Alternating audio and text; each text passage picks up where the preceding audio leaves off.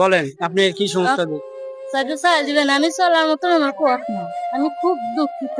হ্যাঁ তো এই শাক বেচা খাই বাজারে, আমি দুটো সামনে চলে, আমার কোনো নেই, পথ নাই, ঘর দুয়ারও নাই, বাপের বাড়ি থাকে। আপনার বাসা কোথায়? বাড়ি বন্যা কান্দি। বইন্দাকান্দি। হ্যাঁ, বইন্দাকান্দি ওই বাজারের সাথে নাকি? বাড়ি নতুন। আপনার ফ্যামিলিতে কয়জন আছে? আর দুজন আর মা। আপনার দুজন হ্যাঁ ছেলে আছে? হ্যাঁ, দুটো ছাওয়াল, আমি আর আমার মা।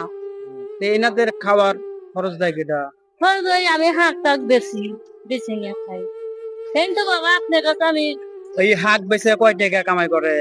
ওই 100 আয়, 150 আয়, 60-70 আয়।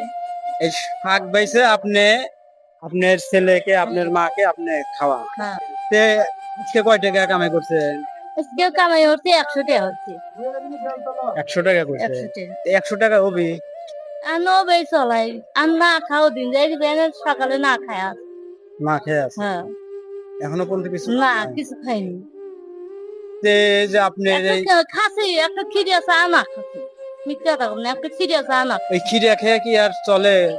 তাতে তে এখন এই হাঁক তুলবো, আবার তুলে যা তার দোকানে কিছু খাবো কিনি। তে যে আপনার যে মানে বাড়িঘর নাই এগুলো আপনার গ্রামে কেউ নাই? গ্রামে আছে কেউ আপনাকে সহযোগিতা করে? না, গরিব মানুষ। তে এ যাবৎ বাবা, এই যে মিথ্যা কথা বলবো না, এই দেন মারা টাকা আছে।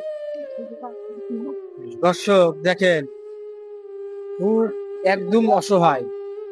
এনার ফ্যামিলিতে 4 জন, এনাকে চালানোর মতন পথ নাই সেরকম আর। লোক নাই। সে রাস্তায় রাস্তায় শাক তুলে শাক বেচে, সেই শাক বেচে সে তার মাকে ভাত দেয়, তার 2 ছেলেকে ভাত দেয়। এখন আপনি আমার কাছে কি চাচ্ছে? আমার বাবা কিছু চাই, চাল দাও।